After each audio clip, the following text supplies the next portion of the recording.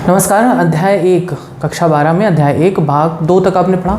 भाग 2 में आपने अलैंगिक जनन के बारे में पढ़ा, अलैंगिक जनन की विधियों के बारे में पढ़ा और फिर आपने अलैंगिक जनन की विखंडन विधि को पूरी तरीके से पढ़ लिया था। अब आता है विखंडन के बाद मुकुलन, फिर बीजाणु जनन और बाकी अलैंगिक जनन की विधियाँ। तो उनके बारे में आपको भाग 3 के अंतर्गत बताया जाएगा। इससे पहले कि आपको जो भाग 2 में क्वेश्चंस पूछे गए थे उनके आंसर्स देख लेते हैं। सबसे पहला आपसे क्वेश्चन किया गया था, अलैंगिक जनन में कितने जनकों की आवश्यकता होती है? तो अलैंगिक जनन में केवल एक जनक की आवश्यकता होती है। दूसरा क्वेश्चन किया गया था कि अलैंगिक जनन और लैंगिक जनन इनमें से कौन तीव्र गति से होता है? तो अलैंगिक जनन अपेक्षाकृत तीव्र गति से होता है। नेक्स्ट क्वेश्चन किया गया था कि पौधों में अलैंगिक जनन को क्या कहा जाता है? तो पौधों में अलैंगिक जनन को कायिक जनन या कायिक प्रवर्धन कहा जाता है। नेक्स्ट क्वेश्चन किया गया था कि अलैंगिक जनन की कुल 6 विधियों के नाम बताइए। तो अलैंगिक जनन के आपको 6 विधि बताया गया था, जिसमें आता पहला विखंडन, दूसरा मुकुलन, तीसरा बीजाणु जनन, चौथा कलिका निर्माण, पांचवा खंडीभवन और छठवां पुनरुद्भवन यानी रीजनरेशन। तो 6 विधियां आपको बताई गई थी अलैंगिक जनन के। नेक्स्ट क्वेश्चन पूछा गया था कि विखंडन कितने प्रकार का होता है? तो विखंडन 2 प्रकार का होता है। एक होता है द्विविखंडन यानी बाइनरी फिजन और दूसरा होता है बहुविखंडन यानी मल्टीपल फिजन। फिर द्विविखंडन भी 3 प्रकार से होता है, सरल द्विविखंडन यानी सिंपल बाइनरी फिजन, दूसरा अनुप्रस्थ द्विविखंडन यानी लॉन्गिट्यूडनल बाइनरी फिजन, और उसके बाद अनुप्रस्थ को ट्रांसवर्स कहते हैं, ट्रांसवर्स बाइनरी फिजन, और अनुदैर्ध्य द्विविभाजन यानी जिसे हम लॉन्गिट्यूडनल बाइनरी फिजन कहते हैं। नेक्स्ट क्वेश्चन भी पूछा गया था कि सरल द्विविखंडन यानी सिंपल बाइनरी फिजन किस में होता है? तो सरल द्विविखंडन अमीबा में होता है। नेक्स्ट क्वेश्चन पूछा गया था कि अनुप्रस्थ द्विविभाजन यानी ट्रांसवर्स बाइनरी फिजन किस में होता है? तो ट्रांसवर्स बाइनरी फिजन जिसमें ट्रांसवर्स एक्सिस से द्विविखंडन होता है, उसका एग्जांपल है पैरामीशियम। और उसके बाद नेक्स्ट क्वेश्चन किया गया था कि अनुदैर्ध्य द्विविभाजन किस में होता है? तो अनुदैर्ध्य द्विविभाजन लंबवत दिशा में होता है और यह होता है यूग्लिना में। नेक्स्ट क्वेश्चन किया गया था कि अमीबा में प्रतिकूल परिस्थिति में अलैंगिक जनन किस प्रकार से होता है? तो अमीबा में जब प्रतिकूल परिस्थिति आती है तब उस समय उसमें बहुविखंडन यानी मल्टीपल फिजन होता है। नेक्स्ट क्वेश्चन किया गया था कि बहुविखंडन किन किन प्राणियों में होता है? तो बहुविखंडन यानी मल्टीपल फिजन अमीबा में होता है, प्लाज्मोडियम में होता है। बस इतने क्वेश्चन पूछे गए थे जिनके आंसर्स आपको बता दिए गए। अब आते हैं भाग 3 के टॉपिक पर, जो कि होगा अलैंगिक जनन की 6 विधियों के बारे में बताए थे, उसमें आपको विखंडन पूरी तरीके से बता दिया गया था। अब हम पढ़ेंगे मुकुलन यानी विखंडन के बाद जो आता है वह है मुकुलन। आपने अलैंगिक जनन की विधियां पढ़ा, इसमें कुल आपने 6 विधियों को पढ़ा, याद करते चलेंगे। कौन कौन सी? आपने विखंडन के बारे में पढ़ा, आपने मुकुलन के बारे में पढ़ा, अब आप इसको जानेंगे। आपने बीजाणु जनन को पढ़ा कि बीजाणु जनन एक अलैंगिक जनन की विधि है। उसके बाद आपने कलिका निर्माण को जाना और उसके बाद आता है खंडीभवन और लास्ट पुनरुद्भवन। आपने भाग 2 तक विखंडन पूरा पढ़ लिया था। अब आते हैं हम मुकुलन को पढ़ते हैं। तो अलैंगिक जनन की दूसरी विधि है मुकुलन, जिसे इंग्लिश में बडिंग कहते हैं।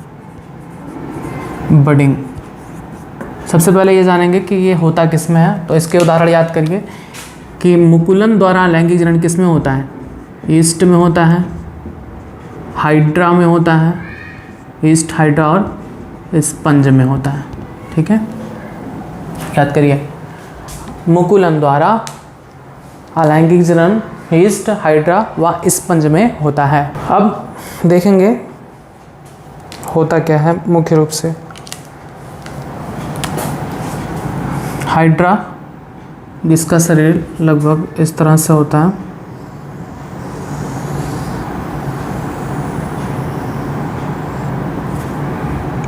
कुछ ज़्यादा ही ऊपर बन गया।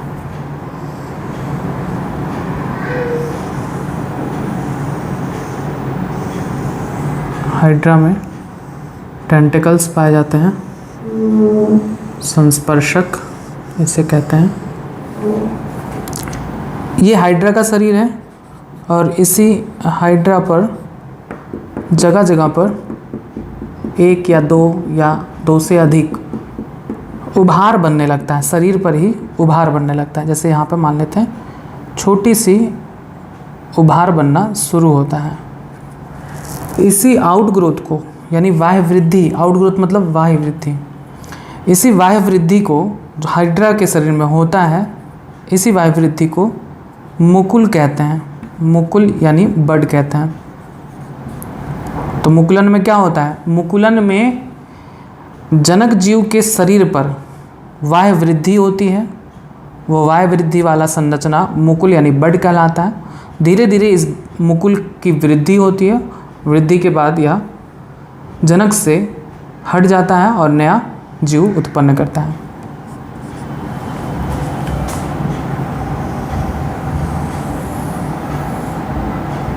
अब इसको हम पूरा ही बना देते हैं।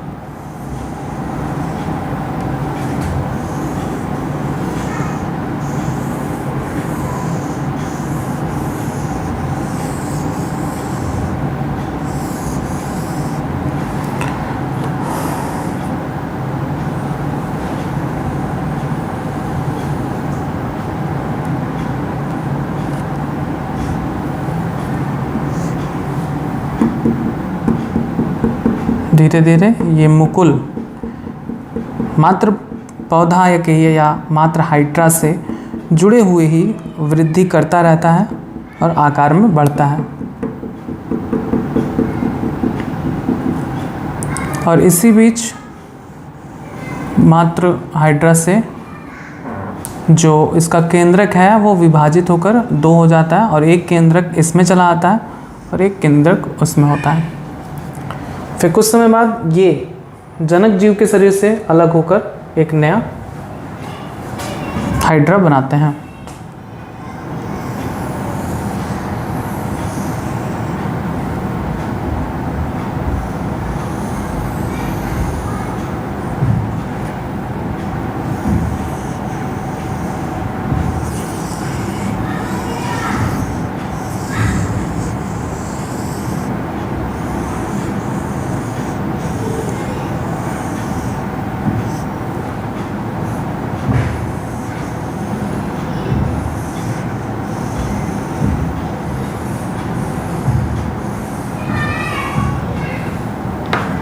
ठीक है, इसी को कहते हैं मुकुलन। ये अलैंगिक जनन की एक विधि है जिसमें मात्र पौधे के शरीर पर एक बाह्य वृद्धि होती है, एक संरचना की बाह्य वृद्धि होती है और कुछ समय बाद वो संरचना जनक जीव से पृथक हो जाता है और इस प्रकार से एक नए हाइड्रा का जन्म होता है। ठीक, समझ में आया कि एक हाइड्रा था, पहले उसमें ये संरचना नहीं थी, ये मुकुल संरचना इसमें पहले नहीं थी, ये एक सिंगल हाइड्रा के रूप में जीवित था।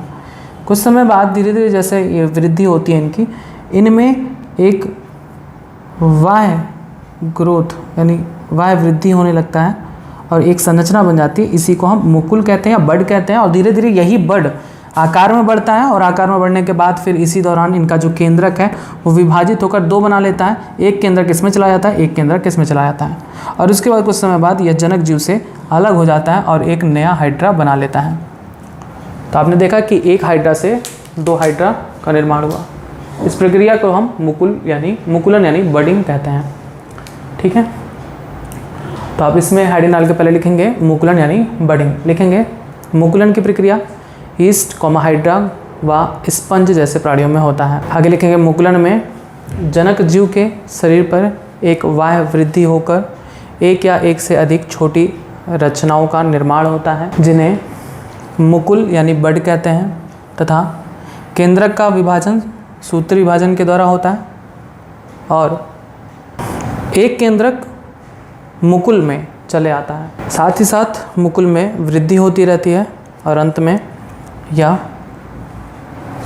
जनक जीव से पृथक होकर एक नया हाइड्रा या एक नया जीव का निर्माण करता है। बस आप ये फिगर बना लें, चाहे अगर आपके पास एनसीईआरटी की बुक है अगर उसमें दी हुई है तो बना लीजिए या किसी भी बुक से बना सकते हैं। ये भी फिगर बना सकते हैं, कोई दिक्कत नहीं है।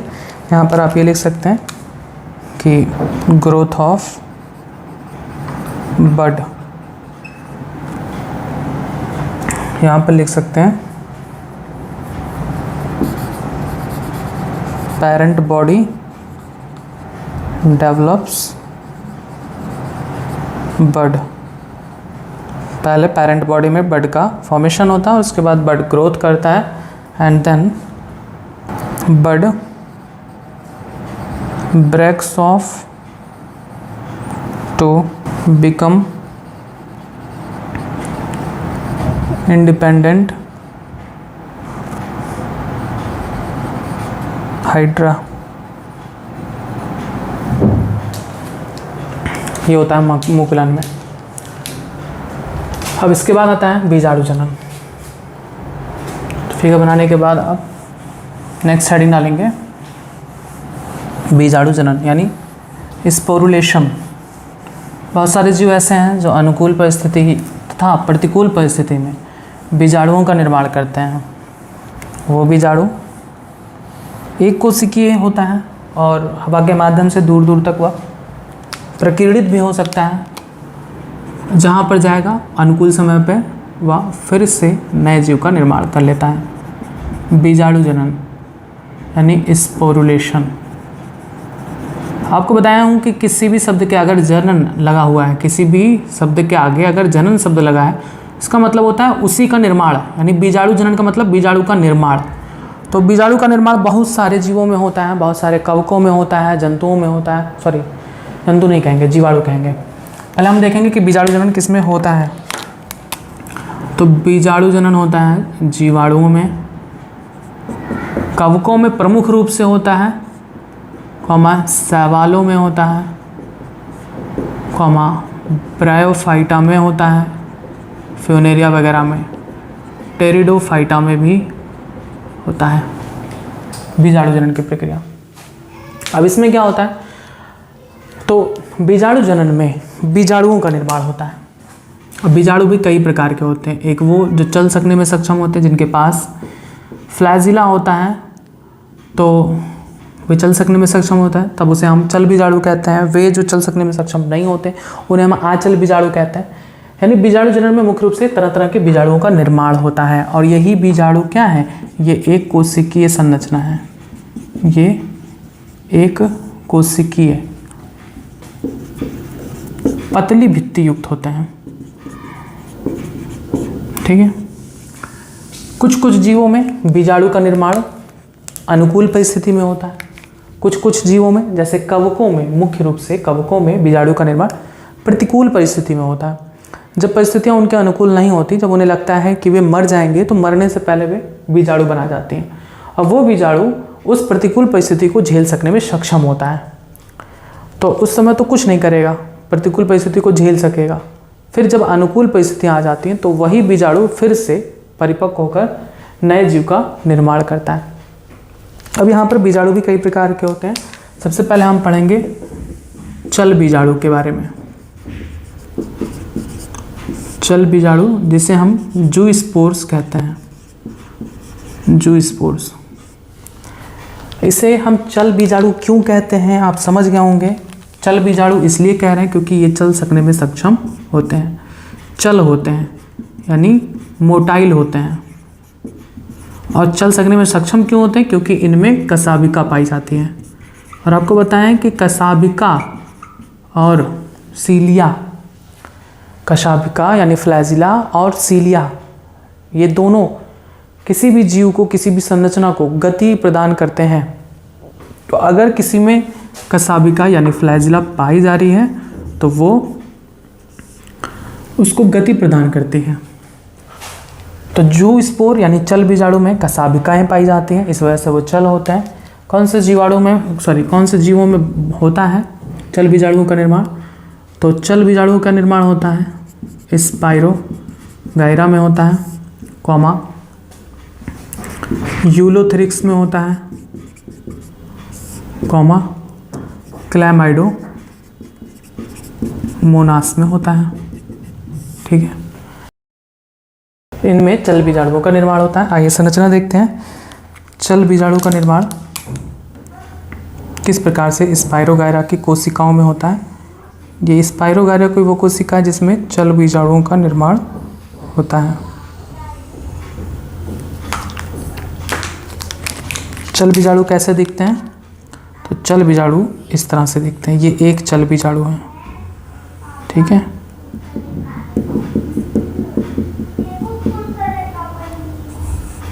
इनमें इस तरह से कशाभिका पाई जाती है। इनका निर्माण मातृकोशिका के अंदर होता है।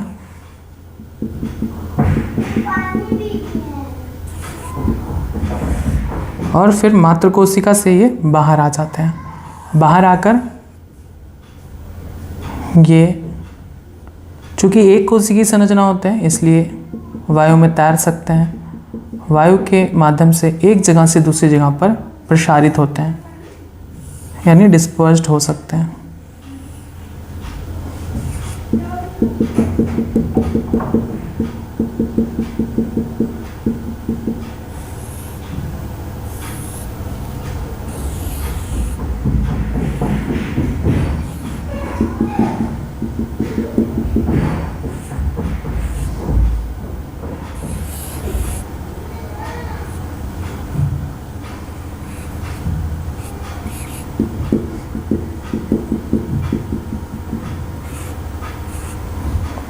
ये है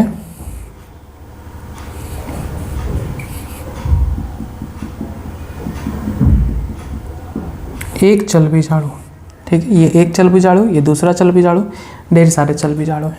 यहाँ पर आप लिख सकते हैं जूस्पोर्स इन स्पाइरोगाइरा।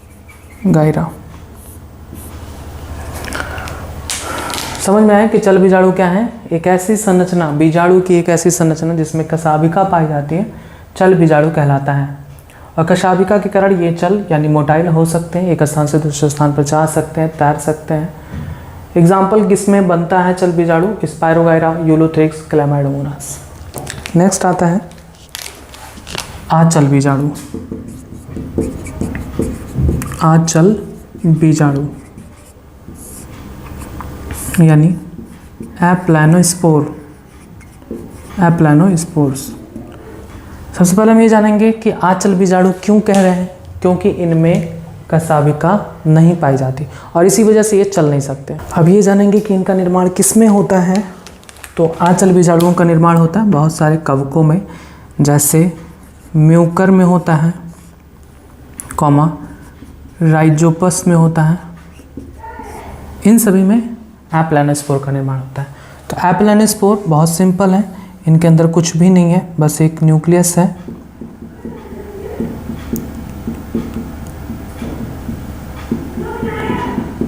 और ये इसका प्रोटोप्लाज्म है, प्रोटोप्लास्ट कहिए चाहे प्रोटोप्लाज्म कहिए। ये इसका न्यूक्लियस है, ये इसका मेम्ब्रेन है। बस इसमें किसी भी प्रकार का फ्लैजिला वगैरह नहीं पाया जाता। तो ये फिगर है एप्लानोस्पोर का, एप्लानोस्पोर्स। क्लियर? बस पहले आप इतना लिख लें। आपने लिखा मुकुलन के बारे में, अब आप दूसरा हेडिंग डालेंगे बीजाणु जनन यानी स्पोरुलेशन, और लिखेंगे कि जीवाणु एक कोशिकीय पतली भित्ति युक्त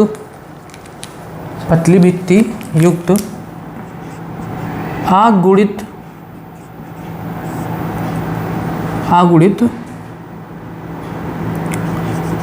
अलैंगिक जननकाय यानी हैप्लॉइड एसेक्सुअल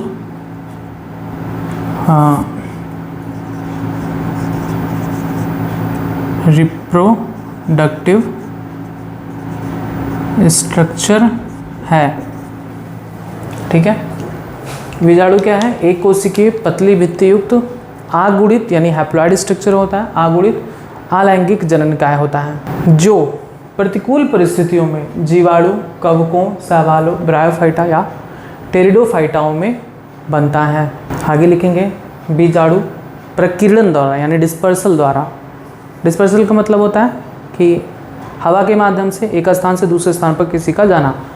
तो बीजाणु प्रकीर्णन यानी डिस्पर्सल द्वारा फैलते हैं और अनुकूल समय आने पर अंकुरित होकर नए जीव का निर्माण करते हैं। अब आप लिखेंगे कि कुछ बीजाणुओं का उदाहरण निम्न है। इसमें आप पहला हेडिंग डालेंगे चल बीजाणु यानी जू स्पोर्स, और इसमें लिखेंगे कि ये चल होते हैं क्योंकि इनमें कसाबिका यानी फ्लैजिला पाई जाती है।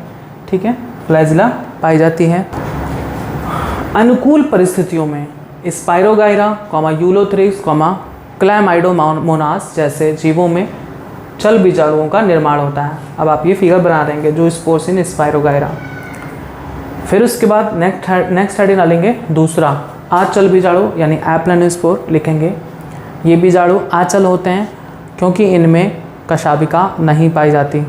आगे लिखेंगे प्रतिकूल परिस्थितियों में इनका निर्माण म्यूकर, राइजोपस जैसे कवकों में होता है, और अनुकूल परिस्थितियाँ आने पर ये बीजाणु अंकुरित होकर नए जीव का निर्माण करते हैं। बस आचल बीजाणु तक हो गया। अब इसके बाद हम देखेंगे अगला बीजाणु का उदाहरण।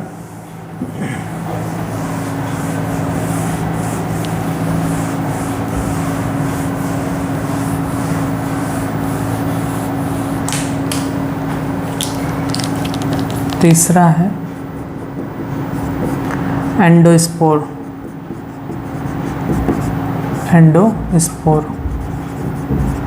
तो एंडोस्पोर भी एक टाइप का बीजाणु ही है जो प्रतिकूल परिस्थितियों में जीवाणु व नील हरित शैवालों में बनता है।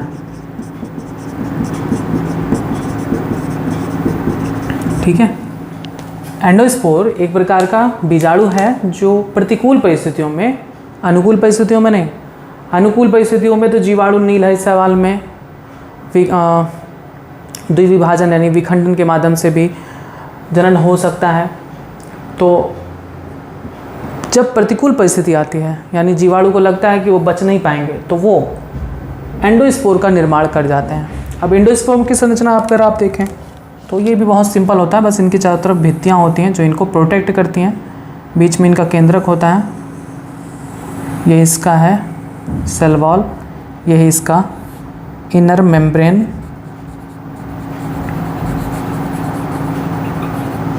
ये है सेल वॉल, और इसको चारों तरफ से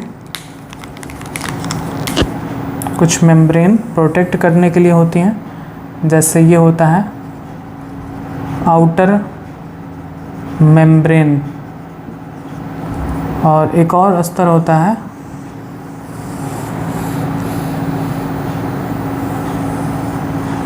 जिसे आउटर कोट कहते हैं, ये इसका कॉर्टेक्स है।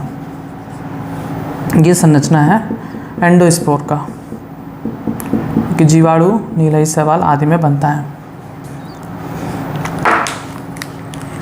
यहाँ पर लिख सकते हैं एंडोस्पोर। ठीक है, अब इसके बाद आता है एंडोस्पोर के बाद आखिरी कोनिडिया। कोनिडिया भी बहुत पूछा जाता है, इन सब के एग्जाम्पल्स ही ज़्यादातर पूछे जाते हैं कि किस में बनता है। कोनिडिया एक प्रकार का बीजाणु है जो बनता है कुछ खास कवकों में, जिसका सबसे ज़्यादा एग्जाम्पल पूछा जाता है पेनिसिलियम। पेनिसिलियम में अलैंगिक जनन किसके माध्यम से होता है? कोनिडिया के माध्यम से। तो याद रखेंगे कोनिडिया का निर्माण किस में होता है? पेनिसिलियम में। एक और एग्जाम्पल आपको दे दें, एस्परजिलस में भी कोनिडिया का निर्माण होता है। अब होता क्या है कि ये सब कवक हैं और कवक की जो संरचना होती है वो कवक सूत्र यानी माइसीलियम से मिलकर बनी होती है। तो माइसीलियम का जो अग्रभाग होता है, इन सब में माइसीलियम का जो अग्रभाग होता है, अगर आप उन्हें देखें तो उन पर अग्रभाग पर कोनिडिया का निर्माण होता है, और वो भाग जो कोनिडिया को निर्माण में सहायक होते हैं वे कोनिडियोफोर कहलाते हैं। ये छोटे छोटे इस तरह से कोनिडिया, यही हैं कोनिडिया, छोटे छोटे गोल गोल।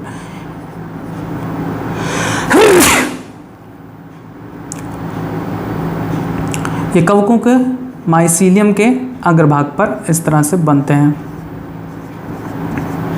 और यही जब कोनिडिया मातृ जीव से अलग होता है, यही जब कोनिडिया मातृ जीवों से अलग होता है तो बनाते हैं नए जीव, अंकुरित होकर नए जीव बनाते हैं। अंकुरित होते हैं कुछ इस तरह से, इनसे आउटग्रोथ निकलता है और यही आउटग्रोथ धीरे धीरे बढ़ता जाता है और इससे नया कवक बनता है।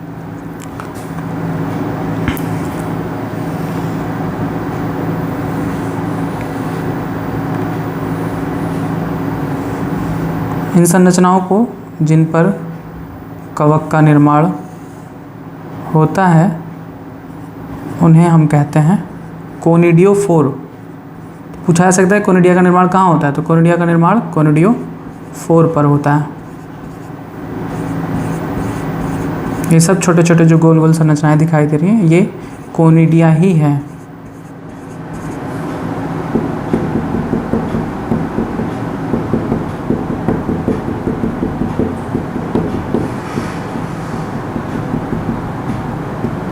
ये संरचना कहलाती है कोनिडियोफोर। ये संरचना है कोनिडिया और ये है जर्मिनेटिंग कोनिडिया। जर्मिनेटिंग मतलब अंकुरित हो रही है, जर्मिनेटिंग कोनिडिया। बस आप पहले इतना लिख लें। हेडिंग डालेंगे एंडोस्पोर, लिखेंगे एंडोस्पोर का निर्माण प्रतिकूल परिस्थितियों में जीवाणु व नीलहरित शैवालों में होता है, जो अनुकूल समय आने पर अंकुरित होकर नए जीव का निर्माण करते हैं। आप ये फिगर बना लेंगे एंडोस्पोर का।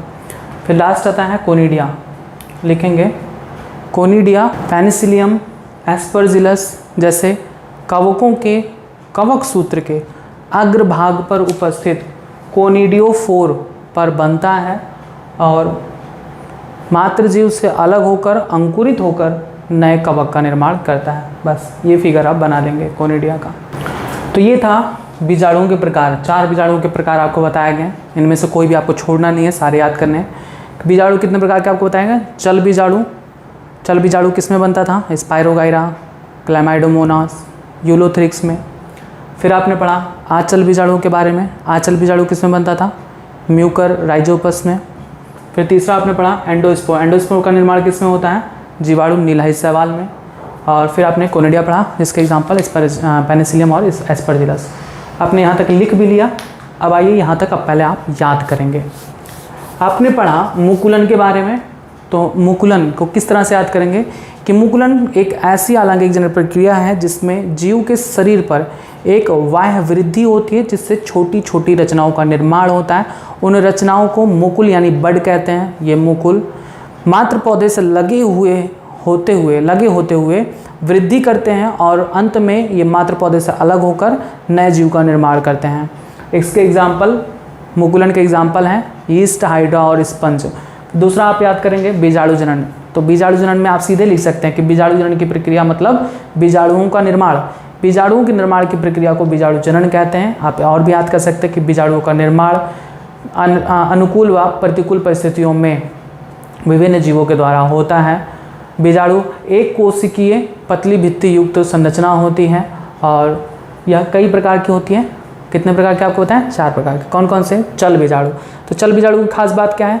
याद करेंगे कि चल बीजाणु यानी जू स्पोर में कसाबिका होती है, इसके मदद से ये चल सकते हैं और इनका निर्माण होता है स्पायरोगाइरा, यूलोथ्रिक्स और क्लैमाइडोमोनास में। एग्जाम्पल्स भी खूब पूछे जाते हैं। याद करिए कि जू स्पोर क्या खास बात क्या है?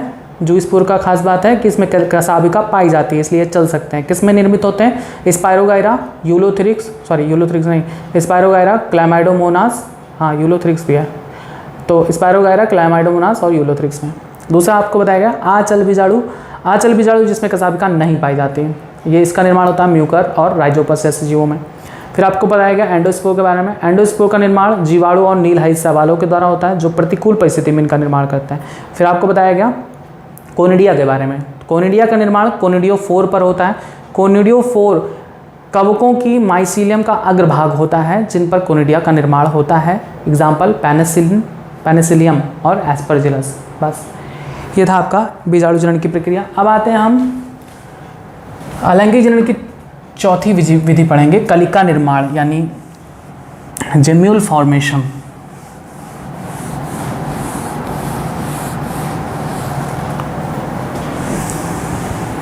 कलिका का निर्माण पौधों की पत्तियों व तनों के अग्रभाग पर होता है। ये एक कोशिकीय नहीं होता, कलिका बहुकोशिकीय संरचना है। मुख्य रूप से फ्यूनेरिया के पौधे में होता है और स्पंज में भी पाया जाता है। स्पंज में भी कलिका का निर्माण होता है।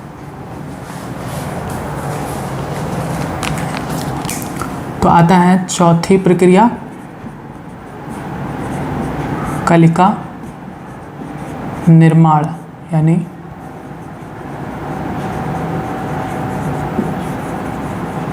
Gemmule formation.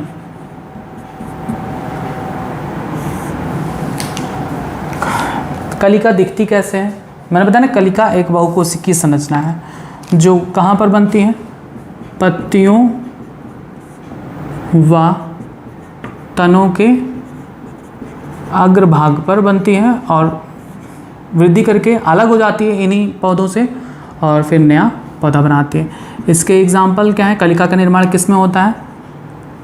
कलिका का निर्माण होता है फ्यूनेरिया के पौधे में, फ्यूनेरिया, और स्पंज में भी इसका निर्माण होता है।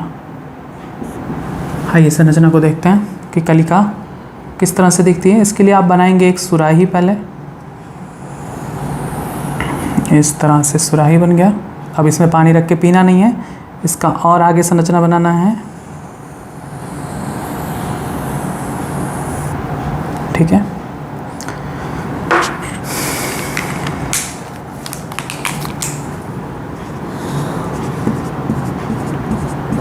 अब इस सुराही में थोड़ा सा डिज़ाइन बना दीजिए और फिर बन जाएगा कलिका। याद करते रहिए, कलिका का निर्माण किस में होता है? फ्यूनेरिया और स्पंज में। कलिका क्या है? बहुकोशिकीय संरचना है जो पौधों व तनों के अग्र सिरे पर बनती हैं और मात्र पौधे से अलग होकर नए पौधे का निर्माण करती है।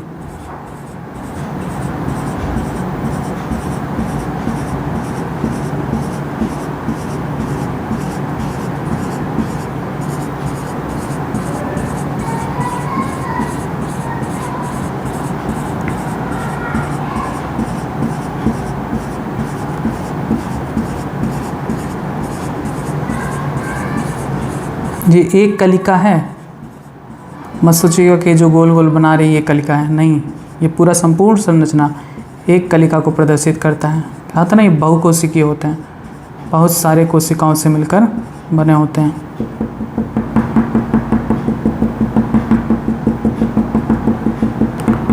इन्हें हम कहते हैं आर्कियोसाइट्स। ये है आउटर मेम्ब्रेन, ये है inner membrane.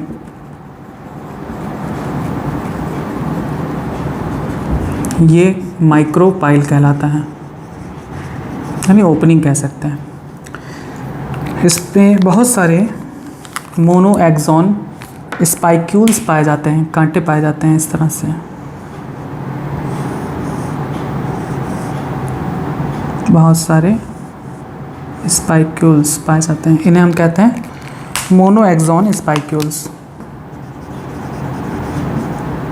Mono axon spicules.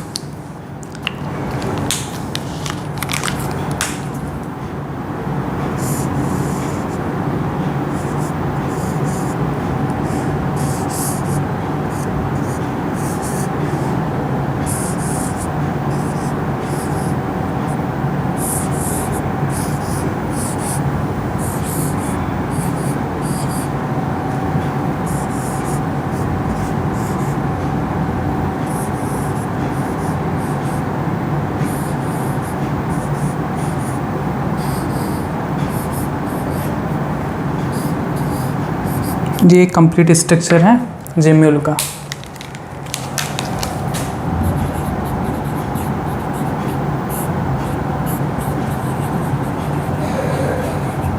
आप इसमें हेडिंग डाल के लिखेंगे कलिका निर्माण में, जेम्यूल फॉर्मेशन में, कि बहुत से पौधों की पत्तियों व तनों के अग्रभाग पर बहुकोशिकीय संरचना का निर्माण होता है जिसे कलिका कहते हैं, जो मातृ पौधे से अलग होकर नए पौधे का निर्माण करते हैं। उदाहरण फ्यूनेरिया और स्पंज। उसके बाद इस फिगर को आप बना लेंगे। आइए अब आता है नेक्स्ट खंडी भवन। पांचवी प्रक्रिया है खंडी भवन यानी फ्रैगमेंटेशन। खंडी भवन में क्या होता है? तो खंडी भवन में जो जनक जीव का शरीर है वो 2 से अधिक भागों में खंडित हो जाता है और प्रत्येक खंड नए जीव का निर्माण करता है। मान लेते हैं ये है जनक जीव का शरीर। पहले तो आप एग्जाम्पल भी याद करते रहे, जब तक हम फिगर बना रहे तब तक आप एग्जाम्पल याद करते रहे। खंडी भवन किस में होता है? एग्जाम्पल स्पाइरोगाइरा, जो सबसे ज़्यादा पूछा जाता है वो यही स्पाइरोगाइरा। स्पाइरोगाइरा कॉमा यूलोथ्रिक्स में भी होता है और मार्केंसिया में भी होता है। मार्केंसिया में भी होता है। तो इस प्रक्रिया में स्पाइरोगाइरा का हम फिगर यहाँ पर बना रहे हैं। स्पाइरोगाइरा में जो उनका शरीर है वो धीरे धीरे वृद्धि करता है। वृद्धि करके जब परिपक्व हो जाता है तब इनका शरीर 2 या 2 से अधिक भागों में स्वयं ही टूट जाता है और टूटकर जितने भागों में टूटता है उतने ही नए जीव का निर्माण होता है।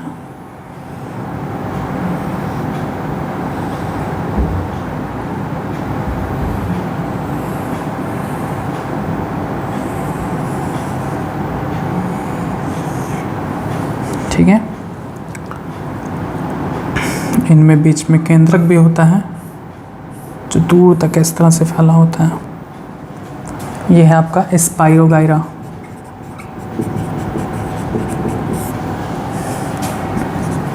स्पाइरोगाइरा जितने खंडों में टूटते हैं, मान लो कि ये यहाँ से ब्रेक हुए हैं, एक भाग में यहाँ से ब्रेक हुए हैं, एक भाग में यहाँ से ब्रेक हुए, तो ये भाग अलग हो गया।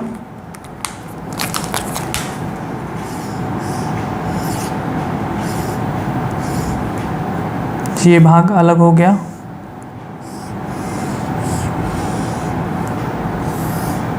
ये भाग अलग हो गया।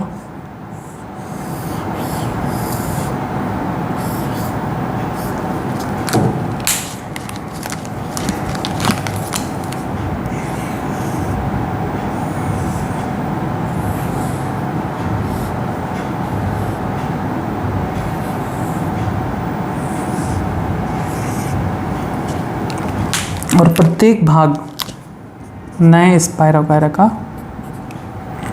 निर्माण करता है। यानी ये खंडित भाग वृद्धि करके पूर्ण स्पाइरोगाइरा बना लेता है।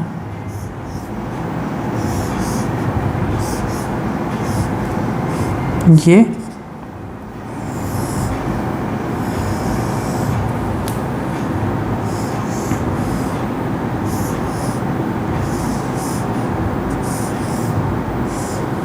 और ये भी पूर्ण स्पाइरोगाइरा का निर्माण करते हैं।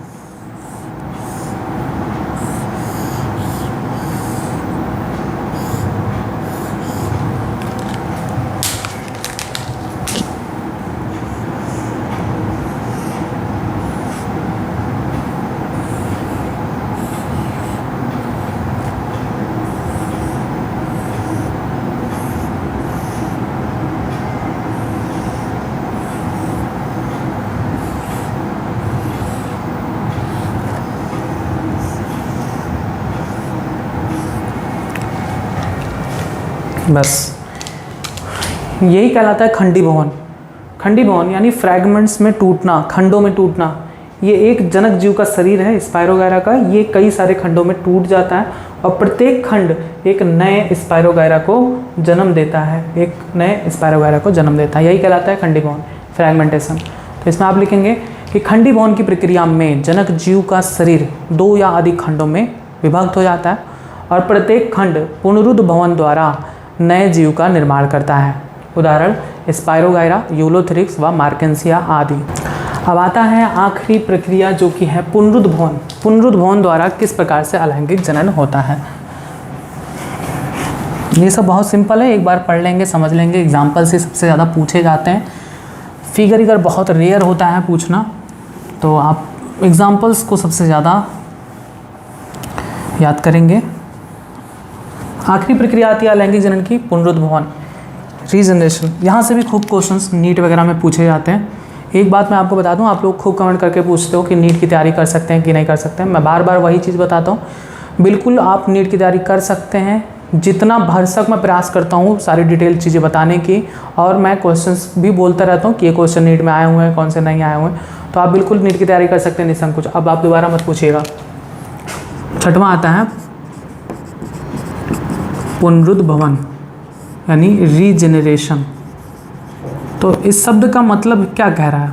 पुनरुद्भवन मतलब फिर से उद्भव, उसी का फिर से उद्भव। बहुत से ऐसे जीव होते हैं, अगर हम उनको कई भागों में काट दें तो प्रत्येक कटा हुआ भाग नए जीव को बना लेता है। जैसे छिपकली की पूँछ, जब छिपकली की पूँछ कट जाती है तो कुछ समय बाद उसकी पूँछ फिर से निकल आती है। तो इस प्रक्रिया को पुनरुद्भवन यानी रीजेनरेशन कहते हैं। हम लोगों के शरीर में ऐसा कुछ भी नहीं होता। कुछ लीवर सेल्स में कई जगह पर पाया जाता है कि वह पुनरुद्भवन के द्वारा फिर से रीजनरेट कर सकता है, लेकिन इस बारे में भी मैं श्योर नहीं हूँ। अब जैसे हम लोग की अगर उंगली कट जाए, भगवान ना करे मेरी तो बिल्कुल भी ना कटे, अगर कट भी जाती है तो दोबारा निकलती नहीं है। तो चूँकि हमारे पास पुनरुद्भवन यानी रीजनरेशन की क्षमता नहीं होती। अगर आप छिपकली को देखें तो छिपकली की पूँछ अगर कट भी जाती है, और आप लोगों से ज़रूर हुआ होगा, अब सबसे होता है कि एक ना एक बार लाइफ में छिपकली की पूँछ ज़रूर कट जाती है। तो छिपकली की जब पूँछ कट जाती है तो कटने के बाद कुछ समय बाद वह पूँछ फिर से निकल आता है छिपकली में, तो उसमें भी वो रीजनरेशन यानी पुनरुद्भवन कहलाता है। तो बहुत से ऐसे जीव हैं जो पुनरुद्भवन के द्वारा पूरे शरीर का निर्माण कर सकने में सक्षम होते हैं। देखिए, छिपकली में सिर्फ पूँछ में ही होता है, ऐसा नहीं कि छिपकली को पूरा काट दो तो वो फिर से छिपकली बना लेगा, नहीं, वो सिर्फ पूँछ में उसके ये क्वालिटी है। लेकिन कुछ जीव ऐसे होते हैं जिनके पूरे शरीर में ऐसी प्रक्रिया है कि चाहे जितना काटो, अगर उसमें केंद्रक का अंश है तो वो फिर से नया जीव बना लेता है। जैसे सबसे ज़्यादा पूछा जाने वाला एग्जाम्पल प्लेनेरिया। नीट में सबसे ज़्यादा पूछा जाता है कि पुनरुद्भवन की असीम क्षमता किस में पाई जाती है? प्लेनेरिया। साथ ही स्पंज में भी पाया जाता है, हाइड्रा में भी पुनरुद्भवन की क्षमता पाई जाती है, और अमीबा में भी पुनरुद्भवन की क्षमता पाई जाती है। आइए हम सबसे पहले देखेंगे प्लेनेरिया में पुनरुद्भवन का क्या सीन है, कैसे ये उनमें होता है। ये हो गया एक प्लेनेरिया। अब इस प्लेनेरिया को अगर हम काट दें, एक यहाँ से गला इसका काट दें, फिर इसका शरीर यहाँ से काट दें, 3 भागों में विभक्त हो जाएगा। एक भाग ये हो गया, ठीक है, दूसरा भाग ये हो गया, और तीसरा भाग ये हो गया। प्रत्येक भाग जिसमें केंद्रक का अंश हो, ये बात ध्यान रखेंगे, अगर केंद्रक का अंश नहीं है तो वो पुनरुद्भवन द्वारा नया शरीर नहीं बनाएगा। मान लेते हैं कि इसमें केंद्रक का अंश है, इसमें केंद्रक का अंश है, इसमें केंद्रक का अंश नहीं है, तब सिर्फ यही 2 रीजनरेट होकर नया प्लेनेरिया बना पाएंगे, ये नहीं बना पाएगा, यानी ये नया जीव नहीं बना पाएगा। लेकिन अगर आप इसको देखें तो ये नया जीव बनाने में पूर्ण रूप से सक्षम होता है, ठीक है, नया प्लेनेरिया बन गया। इससे चूंकि इसमें केंद्र का अंश है, इससे भी नया प्लेनेरिया बन जाता है। क्लियर? बस यही कहलाता है पुनरुद्भवन या रीजनरेशन। तो आप इसमें लिखेंगे पुनरुद्भवन यानी रीजनरेशन लिखेंगे। कुछ जीवों में पुनरुद्भवन की असीम क्षमता पाई जाती है, जैसे प्लेनेरिया, स्पंज, हाइड्रा व अमीबा। आगे लिखेंगे, यदि इन जीवों का शरीर कई टुकड़ों में विभाजित कर दिया जाए और वे टुकड़े जिनमें केंद्रक का अंश उपस्थित होता है, तो वे टुकड़े पुनः विभाजन द्वारा पूर्ण शरीर का निर्माण कर सकते हैं। इसी प्रक्रिया को पुनरुद्भवन यानी रीजनरेशन कहा जाता है। बस ये था आपका जीवों में अलैंगिक जनन की विधियाँ, जंतुओं में। अब हम देखेंगे पौधों में अलैंगिक जनन की विधियाँ। तो आपको बताया पौधों में अलैंगिक जनन की विधि को क्या कहते हैं? पौधों में अलैंगिक जनन की विधि को कायिक जनन या कायिक प्रवर्धन कहा जाता है। तो आपको वो भाग 4 में बताया जाएगा। तब तक आप इतना याद करिए, पढ़िए। अब कुछ क्वेश्चंस जिनके आंसर्स आप कमेंट बॉक्स में जरूर दीजिए। पहला क्वेश्चन, हाइड्रा में अलैंगिक जनन किन किन प्रकार से हो सकता है? दूसरा, चल बीजाणु का निर्माण किस में होता है? तीसरा, अचल बीजाणुओं का निर्माण किस में होता है? नेक्स्ट क्वेश्चन, एंडोस्पोर का निर्माण किन जीवों में होता है? और नेक्स्ट, कोनिडिया का निर्माण किन जीवों में होता है? नेक्स्ट, कलिका का निर्माण किन जीवों में होता है? नेक्स्ट क्वेश्चन, खंडीभवन द्वारा अलैंगिक जनन किन प्राणियों में होता है? लास्ट क्वेश्चन, पुनरुद्भवन द्वारा अलैंगिक जनन किन प्राणियों में होता है? एग्जाम्पल सबके बहुत इंपॉर्टेंट है, याद करिए, कमेंट बॉक्स में इसका आंसर दीजिए, अपनी कॉपी में भी नोट जरूर करिएगा। और हाँ, अपने आसपास जितने भी जो दोस्त वगैरह हैं, आपके जो ग्रुप्स हैं, उनमें इन वीडियोस को, यूट्यूब चैनल बायोलॉजी इन हिंदी को खूब शेयर करिए, जिससे जितने भी स्टूडेंट्स हैं बायोलॉजी के, वे फ्री में निःशुल्क आपके द्वारा वो बताए हुए मार्ग पर चलकर पढ़ सकते हैं। यानी बायोलॉजी इन हिंदी चैनल, हमारे वीडियो और चैनल को ज़्यादा से ज़्यादा शेयर करिए, जिससे सारे स्टूडेंट्स इससे लाभान्वित हों। धन्यवाद।